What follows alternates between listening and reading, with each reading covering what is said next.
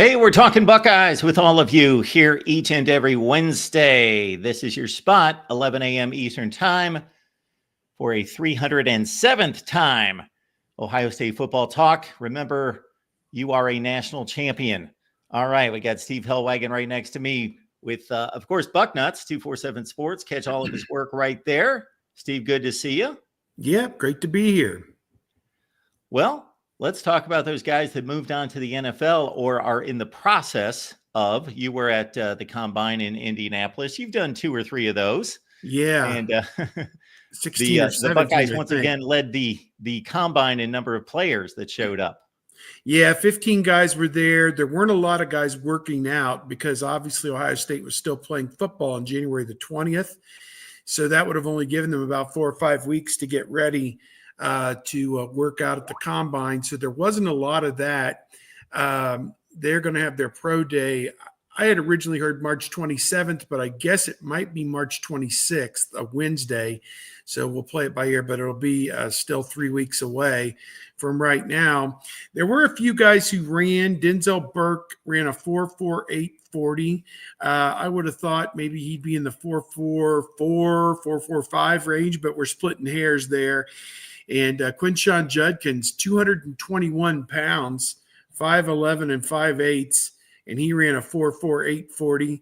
And Travion Henderson, we saw his breakaway speed, obviously, against Oregon in the Rose Bowl, Texas in the Cotton Bowl semifinal game.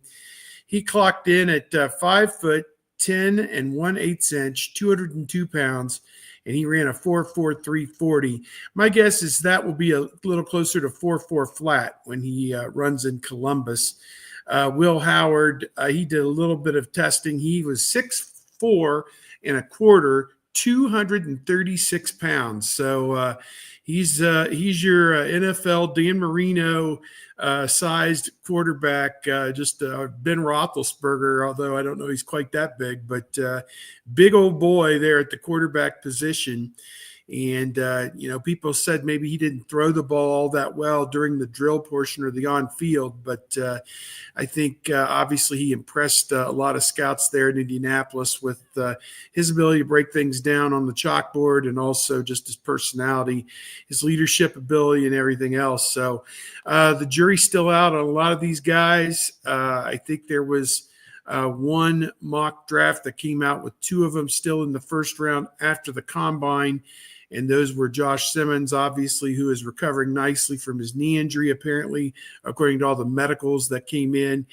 He was 6'4 and 7/8, almost a full 6'5", and 317 pounds. And his agent, Drew Rosenhaus, told people that he expects Josh Simmons to be available for the start of preseason camp. So we'll see how that goes. And the other one was Emeka Egbuka, who, again, if you don't like Emeka Egbuka, then you don't like football, and you don't like football players, and you don't like good people. So, again, I look for all these guys to spend the next 3 weeks really drilling down and doing everything it takes to shave a few hundredths off that 40 time and working on the cone drill, the three cone drill, the broad jump, the vertical jump, the 20-yard shuffle, whatever, all that stuff. It's all going to come down here in a few weeks. And, of course, then the draft in I think it's April 20th then or thereabouts in Green Bay, a 3-day draft there coming up. So it's going to be a lot. I was in Indianapolis last week. We posted all the videos of all the Ohio State players who did interviews, all of them but Tyleik Williams were interviewed. And we have all that stuff on bucknuts.com as well. Of course, Steve, one of the knocks on the Combine is when is Josh Simmons going to run 40 yards in the NFL? Exactly. Yeah. I think what really hits it for a lot of those linemen is important for them is the agility drills. Like they have those 2 circular hoops that they put on the field, and they ask the defensive linemen to run around them and pick up a towel and run around the other way and drop the towel on their way out. And I thought Tyleik Williams aced that one for such a big kid. Here's Tyleik Williams.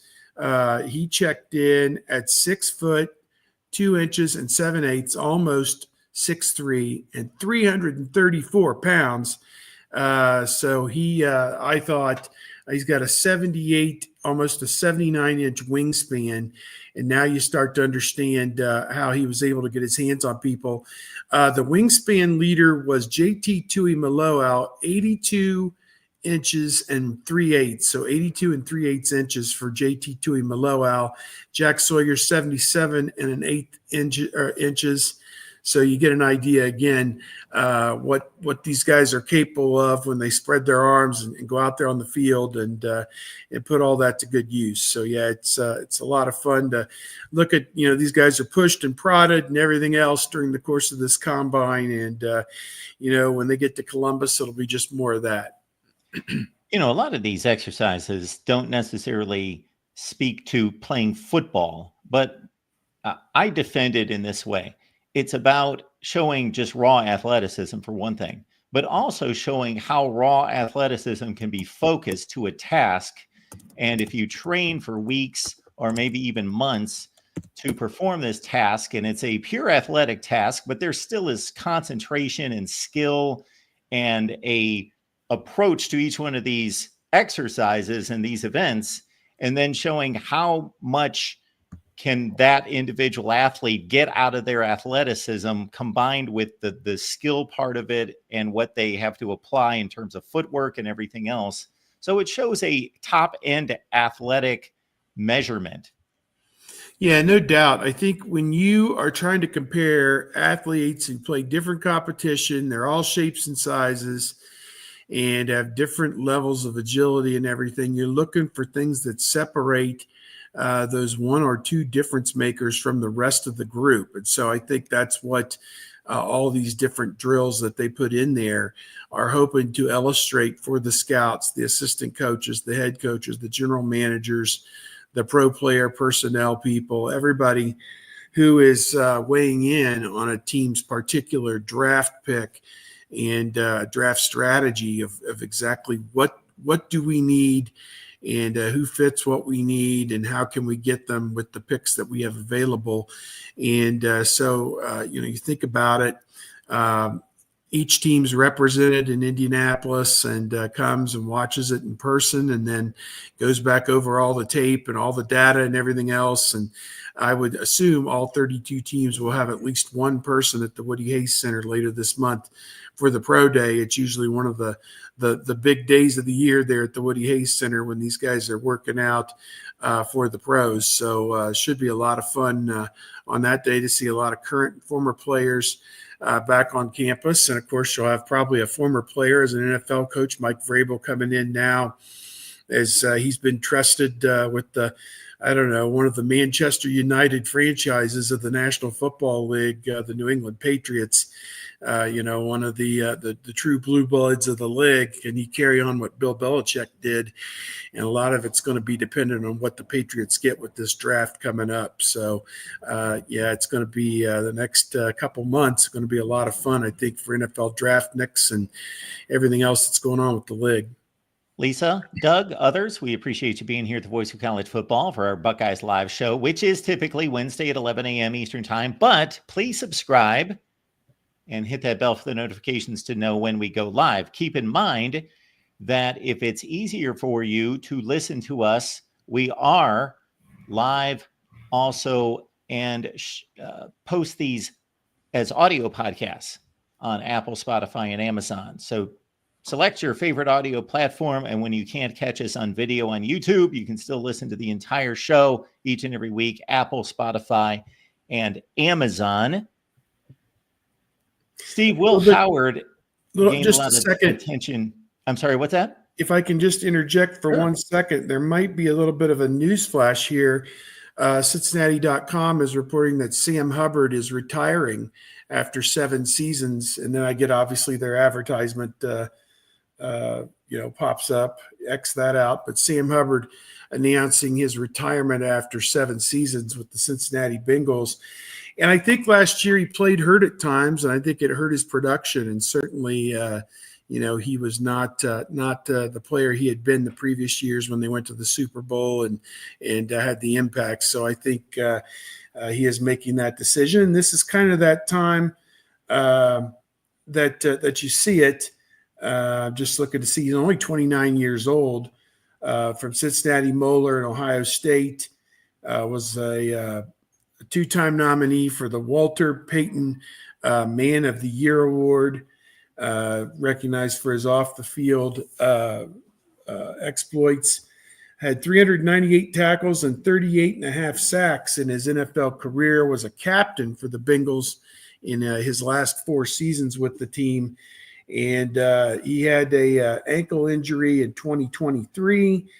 And let's see, in 2024, hamstring injury, and then a knee injury in December that popped up. So a litany of things from Sam Hubbard that cost him productivity the last year or two. And, amazing that 29 years old, he's retired from the game of football, but he certainly did extremely well in his time with the Bengals and helped them take that franchise to its highest point in the modern era, no doubt. Yes, within yards or a play or two from winning a Super Bowl, of course, down to the wire against the Rams. And again, a 7-year career athletically, in some respects, isn't long, but compared to the average NFL career of about 2.5 years. And he certainly did some damage with 55 tackles for loss and 38 sacks. And as you mentioned, he was on the field basically every game, 14, 15, 16 games for 6 of those 7 years. And of course, Steve, you would know better than me, but when I think of Sam Hubbard, I think of the story about Urban Meyer seeing him play volleyball and recruiting him off of his athleticism on the volleyball court. And that being one of the reasons why he was so impressed with him. Yeah, he was also a big-time lacrosse player. And I think originally committed to Notre Dame to play lacrosse. And, then as his football career kind of took off, he realized, I could make millions of dollars playing professional football. Well, heck, the guys now are making millions of dollars playing college football. So, he certainly made the most of it when he went full-time with football, and great guy, and just happy for him that he's getting out, it appears, with his health. And 3 seasons he was productive at Ohio State, obviously, and great Buckeye and on some pretty good teams there, 15, 16, and 17. They would have won the Big Ten championship in 16 and 17, I believe. And just 17, Steve. Only in 17, yeah. Penn State won it in 16, yeah. So only in 17, but was in the playoff in 16. And 15, they had a very good team as well, would have redshirted when they won the national championship, I think, in 2014. So, yeah, just, really great guy. And as you see there, did quite a bit his 3 years at Ohio State, and, got to play in his hometown with the Cincinnati Bengals from Cincinnati Moeller. And, just a great story, no doubt. 116 tackles, 30 TFLs, and 17 sacks in those 3 years in which the Buckeyes only lost 5 games in 3 years when Sam Hubbard was on the field. Steve, continuing our combine discussion, I was going to go the direction of Will Howard because I didn't see Will Howard. I watched less of the combine this year for whatever reason than I ever have. Typically, that TV's going on at 10 a.m. or 9 a.m., whatever the time is on Wednesday, and it stays on 12 hours a day for the next 4 days, and I catch just about everything. But I did not see Will Howard except for some clips on social media, and of course, some certain fan bases are going to take their shots. I know Shedeur Sanders came to, as we welcome Tony, of course. Shedeur Sanders went to social media to defend Will Howard's performance because he missed a couple throws, and I think those are pretty wide open throws. I believe the way that's set up is they're fairly wide open. So just your thoughts, Steve, about Will Howard's performance and some of the criticism there.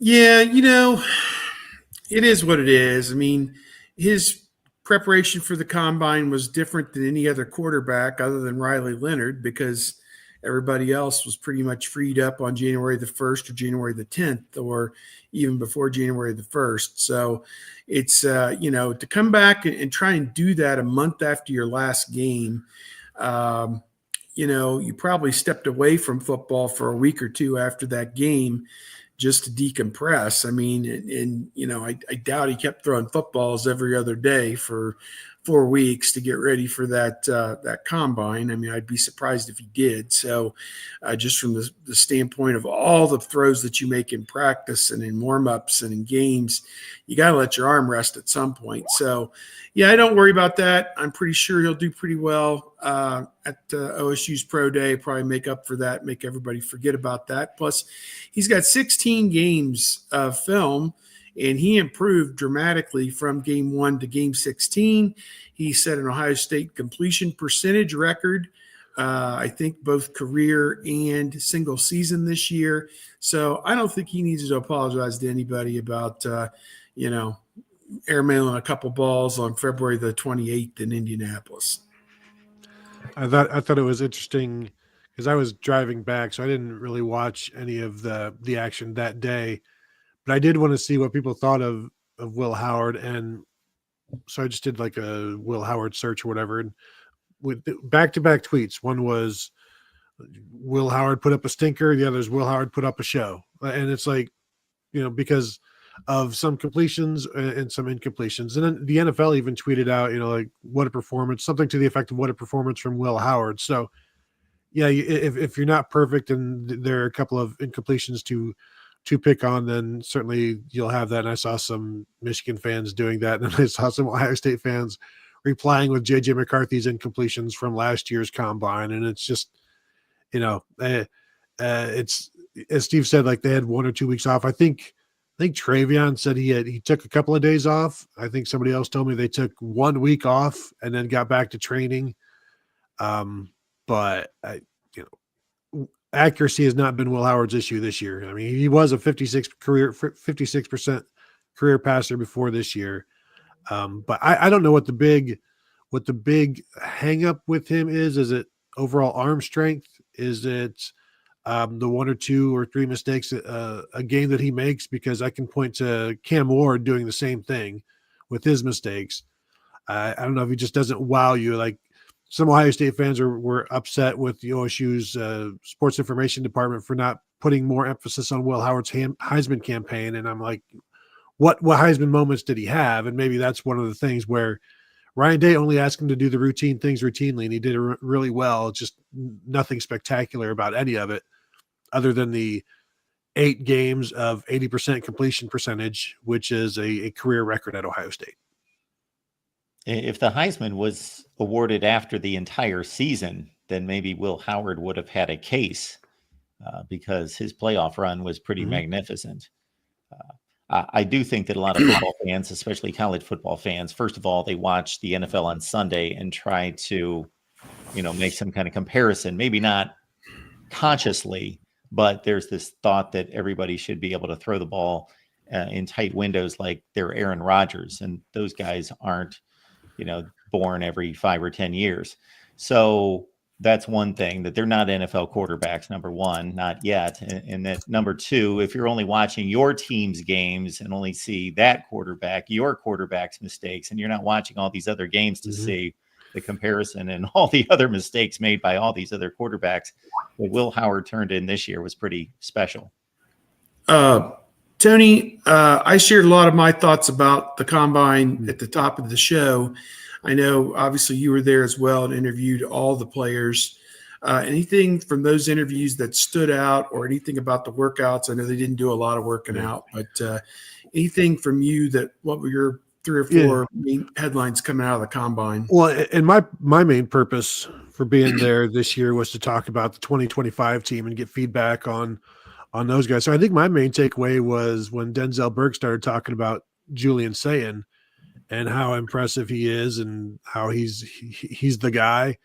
And then I think Lathan Ransom echoed that. So anytime Denzel Burke wants to talk about somebody, I'm going to listen, because he doesn't just throw names out there for throwing them out there, because we can go back to the Cotton Bowl against Missouri when he was asked about Jeremiah Smith, and he said, I'll have to see it.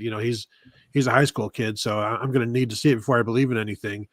And then, one spring practice later, he's like, okay, I believe it. He's legit. And so even after the season, this past season, Denzel Burke was like, Will Howard did all right. He led it, he was a quarterback for a national championship, so you can't take that away from him. He's like, he's never going to be effusive in his praise of somebody unless he's like really, really impressed. So my main takeaway was that some of these outgoing Buckeyes are pretty impressed with Julian Sand, which I think is good news because of what Ohio State fans and certainly members of the media will remember is what the throw against Tennessee that was not, did not look like a collegiate throw, which was 4 hours standing around in the cold, then throwing a ball, on an out route, and it doesn't look impressive. So I'll take Denzel Burke's word for it, as I have for all 4 years of his career, because as I always say, he is the arbiter of Buckeye truths. And when he speaks, I listen. Although he did say when somebody asked him, who are some guys that we're not talking about right now that we'll be talking about a year from now? And he said, I think this is going to be CJ Hicks's year. And so then I asked him, where do you see him playing that it's going to be his year? Because it's not going to be Will linebacker because that's Sonny Styles. And he was headed towards the line of scrimmage with Jim Knowles. And, we'll see where he is. Cause as Denzel answered, he's like, well, you got a new defensive coordinator in Matt Patricia. So we'll just have to see. But I think I think he's going to have a good year. And so that's another one. Cody Simon could not speak enough good things about Arvell Reese replacing him. So I think that's also a positive. James Peoples got talked up at running back. I think maybe Henderson or Judkins popped him up and said he's going to be really good and form a nice tandem with C.J. Donaldson, the guy, the 2,000-yard career rusher that they brought in from West Virginia. It's going to kind of be thunder and lightning, again, about a 20-pound disparity between the two, just as I read what Judkins was in at 221 and Henderson was in at 203, I think, were their measurements at the combine. And that's kind of how they played. The Judkins was the thumper and Henderson was the breakaway guy. If you didn't know what they weighed, you could probably guess it just by the way that they played. So that was, if they reprise that tandem, if they are a poor man's representation of Travion Henderson and Quinshawn Judkins, I'm here for it. So, we'll see how that all comes together. I did hear a lot of praise for Julian Sand, a lot of talk about how he has great arm talent, quick release, a live arm, all these things. I want to see it this spring. I want to see how it translates. In my chat on Monday, I was asked, is he big enough? Does he have enough running ability? They list him at 6'1", which is on the smaller end of what you would want in a starting quarterback in the Big Ten. But we've seen guys that size have tremendous success before as well. So, Baker Mayfield's probably in that range. And, he was a star college and now is really coming into his own in the NFL with the Buccaneers. So, you look at it, I'm trying to think if there was anybody else. I talked to Donovan Jackson and he was so excited about Luke Montgomery and Tegra Shabola, Carson Hinsman, Austin Sierreveld, and kind of where they're going to go with that offensive line. I think we'll see in preseason, or rather the spring, whether the two incoming transfers, Anianwa and Daniels, are going to be the guys at tackle, or if somebody else is going to step into one of those roles. One of those four guys I mentioned maybe steps out. I think Tegra Shabola would be a natural, perhaps, if he has the athleticism to play the tackle position, but he's got the size, certainly. So I don't know, Tony, what anybody else that was mentioned or stood out, or any other thoughts, I guess? Yeah, and there's a bunch, I guess, that we can talk about. Denzel Burke also mentioned Marlon Graham as a guy that has gotten better, that they would go head-to-head quite a bit, and Denzel Burke would give it to him basically to try to get him better. But I don't know if it was Donovan Jackson or one of the offensive linemen talking about, Josh Padilla is coming on. He's going to be a good backup center this year. Also, Ian Moore at right tackle. I think what you're going to see is I assume Ethan Onianwa has to be the left tackle probably pretty early in spring. Generally, the transfers don't just start with the ones. Seth McLaughlin may have, But like Josh Simmons started, I think, with the threes when he came in June and fall camp. But there really is no left tackle, so you figure you're going to go with the fifth year guy. I think you'll see Ian Moore as the number one right tackle at the start of spring, redshirt freshman who got better as the season went on, and by the end of the season was ready. He was in the two deep as a true freshman. Phillip Daniels as a redshirt sophomore got some experience with Minnesota last year. I don't see him coming in and then them putting him immediately with the ones. It's not a great message. And so like who is the number two left tackle? Steve mentioned like Taker Cibola. When his teammates talk about him, they talk about how athletic he is. He did not have the greatest year at guard. He got better as you would expect. That rotation at guard, something's going to have to happen there. Are they going to do it again with a new offensive line coach? When I asked Donovan Jackson at the combine, were you surprised that the 3-guard rotation worked so well? And he paused and he answered, no. And then so then he admitted like there was some. Yeah, he wasn't sure about it as they were trying to practice it, but then it was working in games, and he was like, "Yeah, just like I knew it would. It worked just fine." But are they going to run all that the way? Back? Exactly. Are they going to run that one back? I don't know. A couple guys had some good things to say about Kenyatta Jackson, not just as a player, but as a leader on the defense. So I thought that was interesting. Caden McDonald was brought up, talking to Ty Hamilton about him because basically whoever you're talking to, you then say, well, who's going to replace you? What's going to happen there? And Caden McDonald or Ty Hamilton was talking about Caden McDonald. Asked some guys about Edric Houston and Jack Sawyer and JT Tuimoloau both said like he could be an All-American. He could be as good as anybody this year at defensive tackle. We did not get to talk to Tyleek Williams, who I guess was stuck in medical limbo, so we missed him to talk about Edric Houston there. I thought it was interesting. Lathan Ransom at strong safety was asked, who's going to replace you? And it's going to be Jalen McClain or Malik Hartford, but he didn't want to give a name. He said, it'll be one of those two guys. And they both worked really hard and they're always studying with him and Caleb Down. So whoever it is, will be fine. And then Emeka Abuka was asked for, give us a name of somebody that nobody's talking about that's going to have a good year. And he said Jalen McClain. So when the names come up unprompted, like I say unprompted, like nobody asked Emeka Abuka about Jalen McClain. You ask this open, give us some names of some people. That way they have to like actually, think of something. So I think those are when players and coaches just start bringing up guys unprompted and you're not asking about a specific person and they start talking about somebody, then that always means more to me than like, hey, tell me about Jalen McClain. Oh, he's great. Something like that. And I thought that we got some good names over the course of a pretty long week. Yep. Hey, I'll throw in on Friday,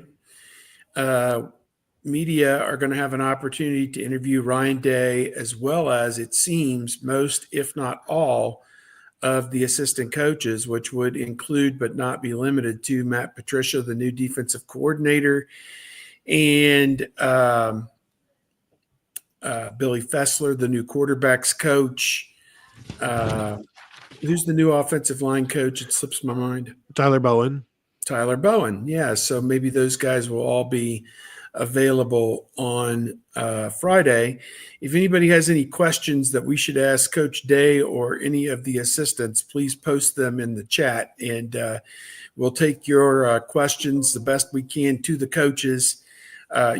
Serious questions only. We don't want, what do you like to eat for dinner, or where do you go on vacation, or anything, silly like that. But if you've got something that just is driving you crazy and you want to ask the coaches, throw it in the chat, and perhaps Tony or I will take a whack at it if and when we get a chance to speak to some of these guys. And for Coach Day, he's been making the rounds. He's been doing both local and national stuff.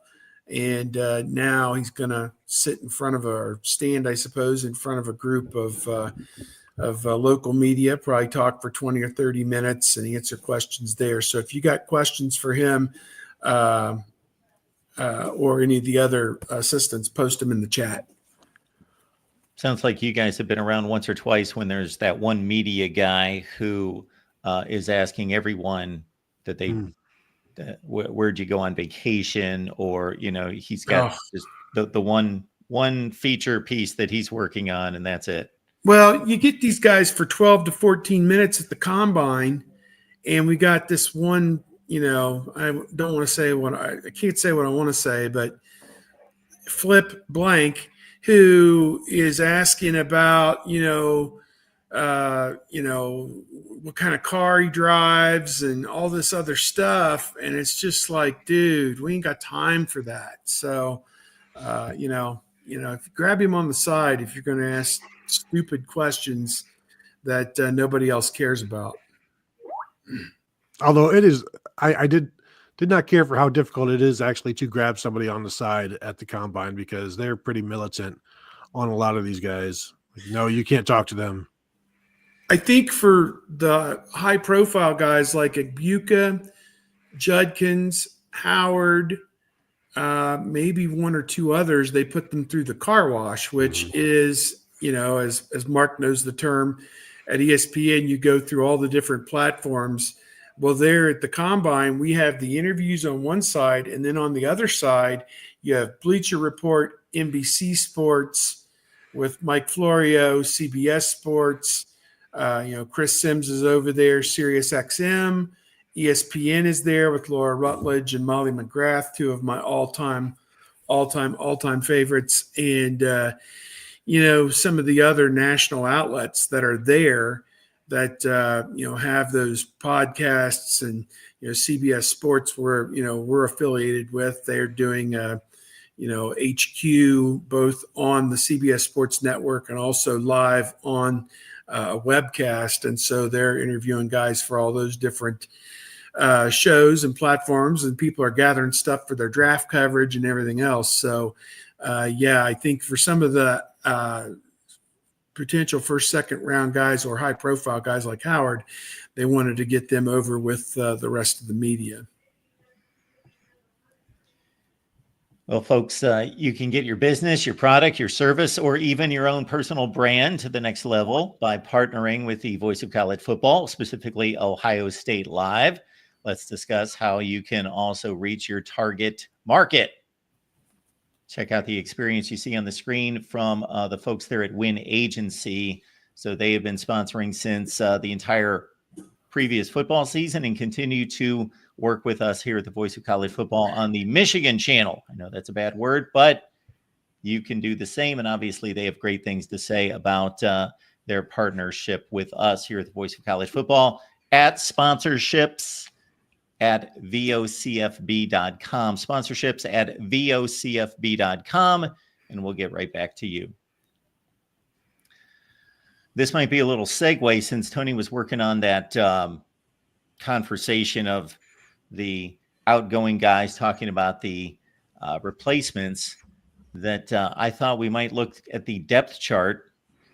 You guys let me know if there is a depth chart listed on either one of your sites, because I've got one pulled up here from our lads, but we can go elsewhere. This should be a hoot. I love ripping on our lads, so let's do this. Okay, one. This should be a hoot. Here we go. All right, because I've heard that they're an all-time travesty, however, that they've improved considerably in recent years. That's what I hear. Like I'll say about the one guy when I used to do fantasy baseball, rotisserie baseball, in about the 28th or 30th round, he'd pipe up with some pitcher or something, and I say, okay, I'll write him down and cross him off. He's not available anymore. So I'll take what our lads has here under advisement. I will write it down and then X through it. So here we go. All right, Tony, rip away. What do we have here? You can take us away top to bottom. Unfortunately, this looks pretty decent. I think they got the first two right. I can. Yeah. If I really wanted to nitpick, I would say I need more oars. I need an oar with CJ Donaldson and James Peoples. I would put Marlon Graham as Carnell Tate's backup and Bryson Rogers as Brandon Ennis's backup. But that's complete nitpickery. This it looks okay. Now, we still don't know exactly what's going to happen with the guard situation, but based on the way Luke Montgomery closed it, starting the last two games, unfortunately, Steve, I think I agree with most of this. And like, if I wanted to say, well, it's not Devontae Armstrong, a second team right guard, like that's really neither here nor there. Yeah, I agree. It looks pretty straightforward, and I think for a lot of these positions, I mean, obviously Smith is set, Tate is set, Hinsman is set at center. Shabola and Montgomery are going to play. It's just a matter of where. I would agree on Max Clare. I think that he's probably the leader in the clubhouse at tight end, coming off a great year at Purdue. And Julian Sayin, I think, is the even money favorite to win that job, if not 3-5 favorite, probably to win that job if we had to put it. But yeah, I think the rest of them you could put oars. I mean, I do think there's going to be great competition at about 5 or 6 of these spots, and even if a spot has been won, the guy behind him can still be a really great player. So I would guess that Donaldson and Peoples will be rotated each week as the running backs coach Carlos Lachlan decides who's had the better week in practice. I want to throw in one more anecdote from the combine. Jordan James, the outstanding, I think that's his name, the outstanding running back. Oh, I'm bleeding for some reason. From Oregon, recounted a story that he first met Lachlan when he was his 1 year at Florida State in 2020. And as it turned out, James was verbaled to Georgia in the 2022 class. And Lachlan, early in 2022, I think, got the job at Oregon. He had, I think, been maybe at a Conference USA school, Western Kentucky or somewhere in the interim year, or Middle Tennessee or somewhere for 1 year as a full-time assistant coach. He was not a full-time assistant coach at Florida State. He was kind of the director of high school operations. And so he gets this job at Oregon, and James had not signed with Georgia in December. He had kept it open, figuring, okay, just see what the lay of the land was. And when Lachlan got the job at Oregon, he said, my man Locke came and got me, was how he described it, and said he had a great 2-year relationship with Lachlan, and says he is definitely old school, and he pushes you, but it's only to make you a better player. And the proof was definitely in the pudding, guys. Only the third time in Ohio State history that they had 2 1,000-yard rushers on the same team. And lo and behold, they won the national championship. And I think Carlos Lachlan played a big part in that. Yeah, I would agree with that. I think that was an upgrade in the coaching ranks, getting him. One other, I would say, Jelani Thurman is behind Bennett Christian at tight end. That's how he finished the season. As I continue to just like find something to nitpick, and I believe Toby Wilson was part of Senior Day, so the son of Kevin Wilson, if I recall. But I'm fascinated to see who is that third running back. Just released an episode of Buckeye Weekly Podcast yesterday talking about like the 10 Buckeyes on offense who have the most to gain or lose this spring.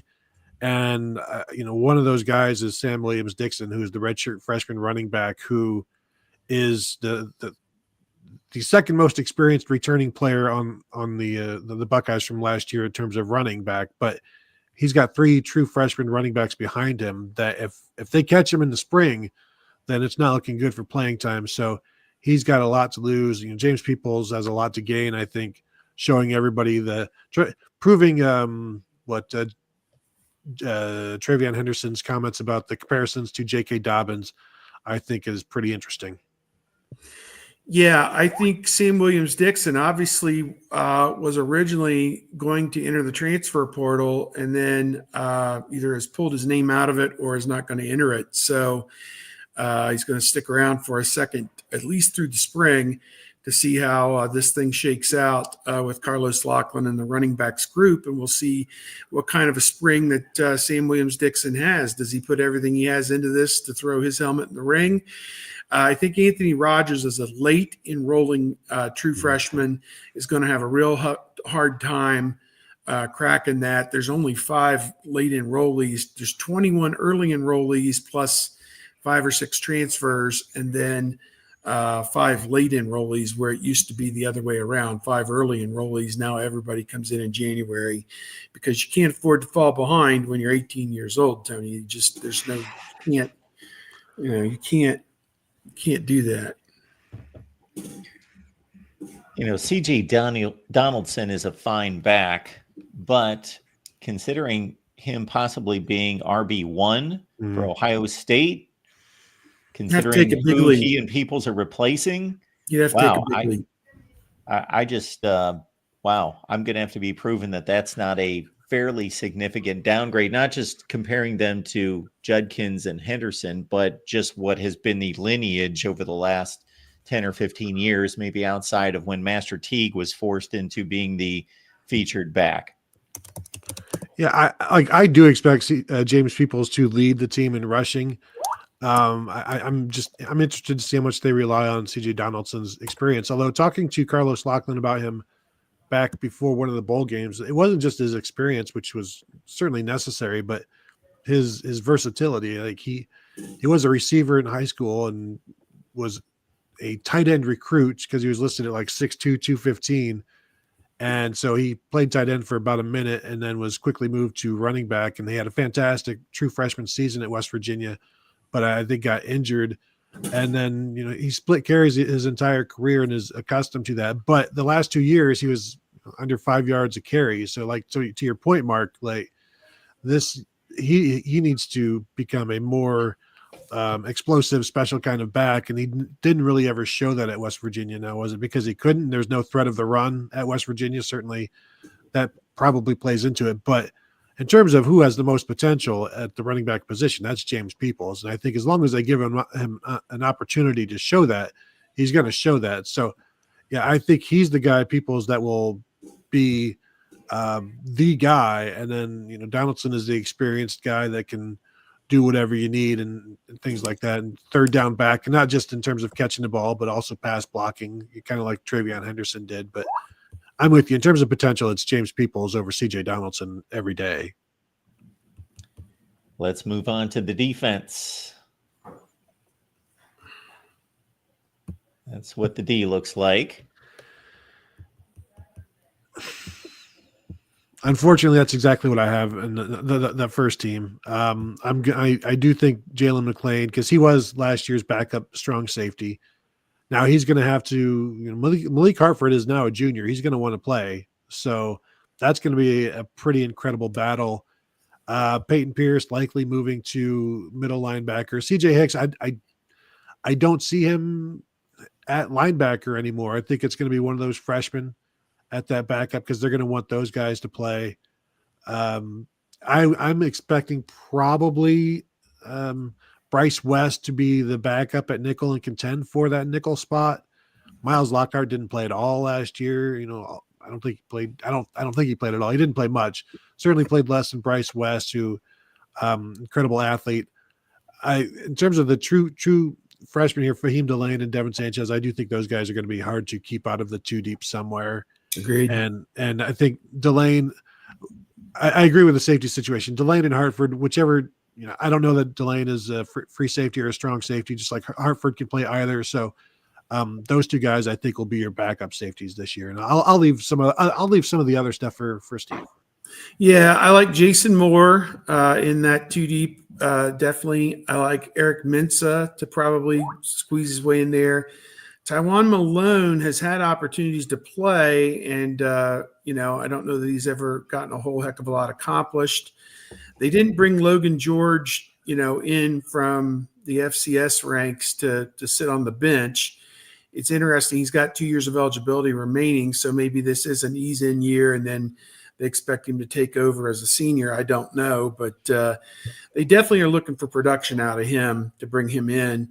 To crown Zion Grady, and put him in the 2 deep ahead of Josh Mickens, I'm not sure about that. But, again, you're just kind of grasping for straws at this point. I agree Bryce West is much better than anybody's third-team corner. He's going to be in the rotation. Little thin there at safety. And I guess we'll see how it shakes out. I mean, they did take 5 or 6 defensive backs in the class, and you hate to press a freshman too much, in there, but I think Delane would be up for it. Certainly Sanchez. There is somebody on our message board, Tony, who said that Sanchez has added 17 pounds just in his 2 months under the tutelage of Mickey Marotti. And if he does that, and becomes a strong corner, a guy that doesn't get knocked off of his spot, or can hand fight with a wide receiver and fight back and, hold his ground, so to speak, as they're running 20 miles per hour side by side with each other going down a football field. Wow, what kind of a powerhouse combination could that be for Devin Sanchez? They're going to have a hard time keeping that cat off the field, and he might push Styles for the nickelback spot as a way to ease him onto the field, and not put him in a primetime spot right away. Yeah, I would think between the two guys that you guys just mentioned, West and Sanchez, my goodness, maybe I'm a little hard on Davison Igbinosun, but man, I see nothing but weakness out there. Anytime that not physical weakness, just a weak spot in the defense. Maybe I'm a little hard on him because he just suited up and started for the national champions. But man, I just don't see a ton of value there consistently. Well, what they love his size, and they love his aggression, physicality, and on the boundary. I do think he certainly needs to be more consistent. He gets, the penalties, I think, came down over the second half of the season. But can he be pushed? Is there going to be another 3-person rotation? Like Jermaine Matthews pushed his way into the lineup eventually last year. Can Aaron Scott do that? Can Devin Sanchez do that? I think Jermaine Matthews is going to be really, really good this year. And so can they get somebody to be that third corner, and who is it, and how willing is Tim Walton to put him on the field? Aaron Scott expects to play this year. Talking with him at one of the bowl games, it was a hard realization for both him and Bryce West that you're not really going to play as freshman. And so that as a sophomore, he expects to play. And so, now he's going to be able to show that in the spring, because again, Davison Igbinosun is not going to need to do much in the spring. He's got all the reps he needs. He's a 2-year starter at Ohio State. He started as a freshman at Ole Miss. So he doesn't need the spring as much as these other guys, and they'll get it. Steve mentioned Zion Grady. I'm not putting a freshman there. I'm probably putting CJ Hicks there and just seeing and let him rush the passer and see how that goes this spring. The spring is for experimentation. Jermaine Matthews was at nickel all spring last year, so they will experiment, and I think that's a place that we could see CJ Hicks, and then you throw in Riley Pettyjohn or TJ Alford behind Sonny Styles, Garrett Stover as well, and see if what can happen there. I think the defensive tackle situation is a concern because the guys behind them, Jason Moore, we heard all good stuff last spring and never saw it on the field hardly ever. I think Taiwan Malone, this is his final go round after 2 years at Ole Miss. Now this is his 3rd year at Ohio State. What can he do? And I think guys like Eric Mensah and Will Smith were 3rd and 4th team nose tackles. Well, they need a 2nd team nose tackle, and it's time for some of these guys to start doing something. And Joshua Mickens, as a redshirt freshman, played sparingly last year. Dominic Kirks, as a true freshman, really did nothing, which that's fine. It's a true freshman. Logan George, I just wrote about him. Cut up some film clips and just taking a closer look at what he can do for the Buckeyes this year. You can find that at BuckeyeHuddle.com. But At Idaho State, he played in basically a 3-man 3-3-5 as a defensive end.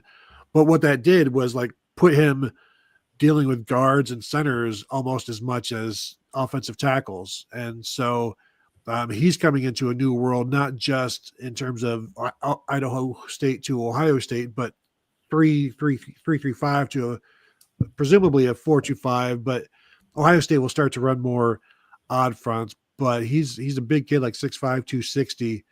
But is still kind of he's going to have to find his way. So I'm interested to see what he can do from practice 1 to 15 in that fantastic spring showcase we're all looking forward to.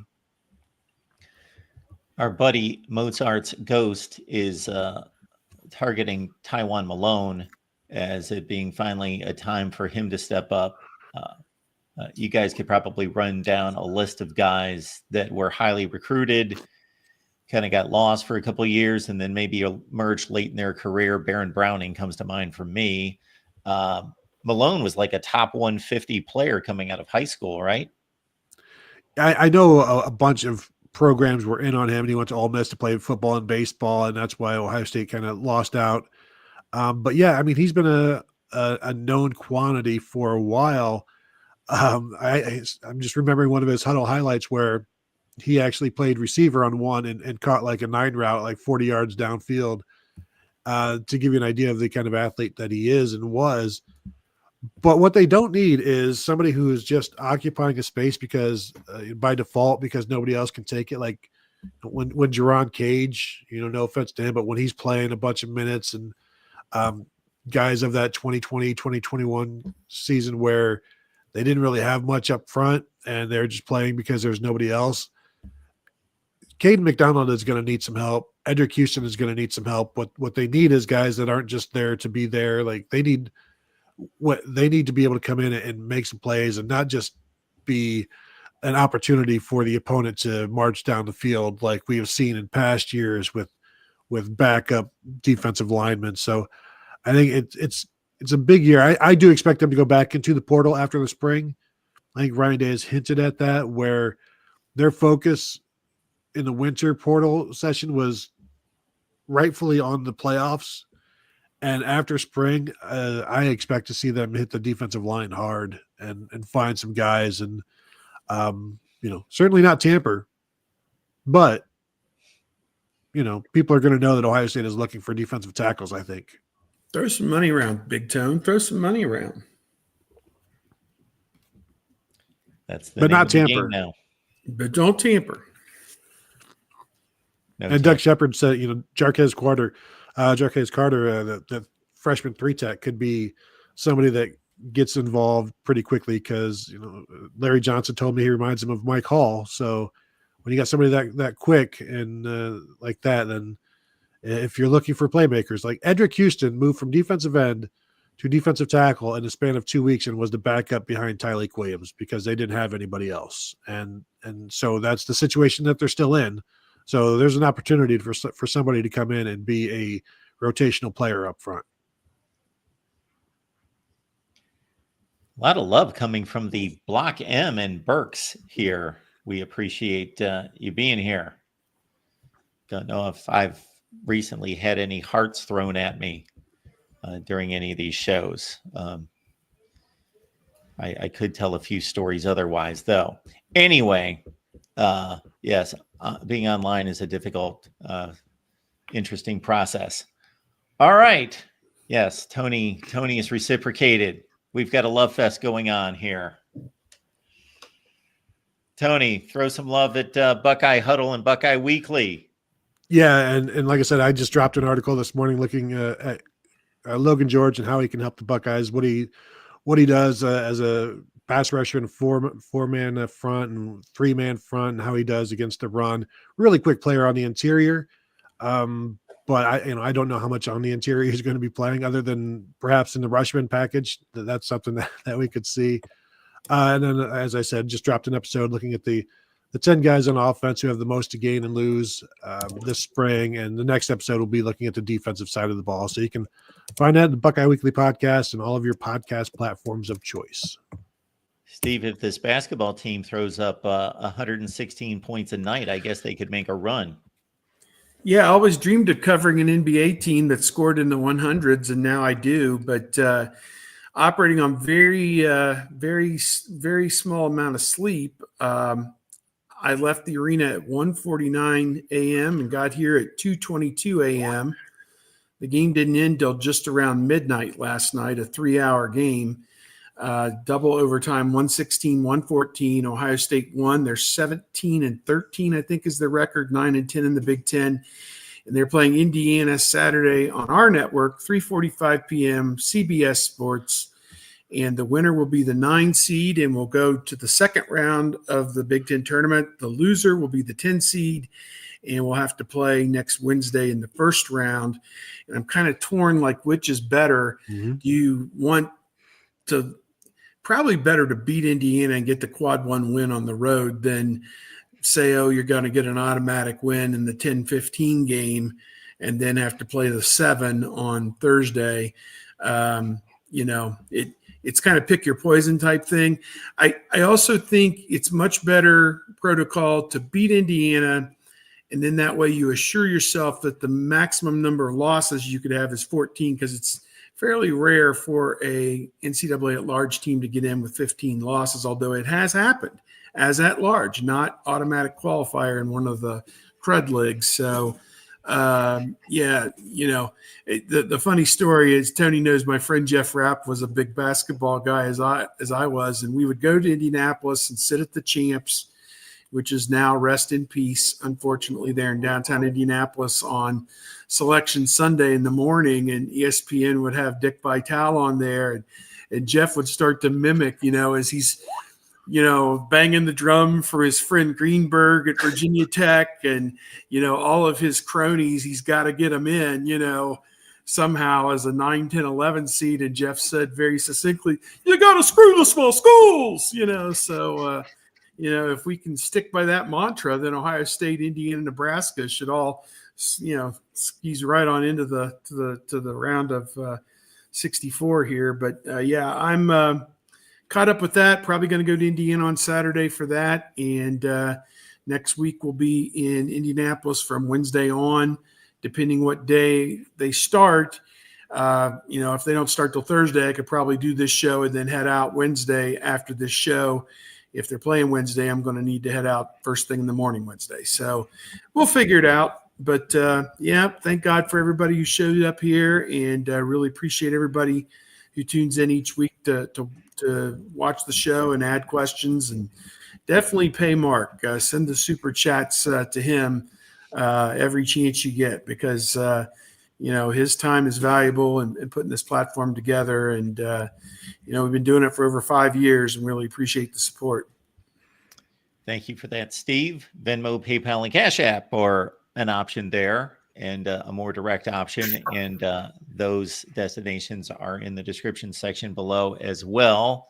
I just had a flashback to, this came out of nowhere, but obviously considering the conversation, the first Big Ten tournament championship game. So the Big Ten was late to this tournament. I believe that was 1998. I was actually driving back with my cameraman from the SEC championship, because all our teams got knocked out, obviously, before Sunday, apparently that year.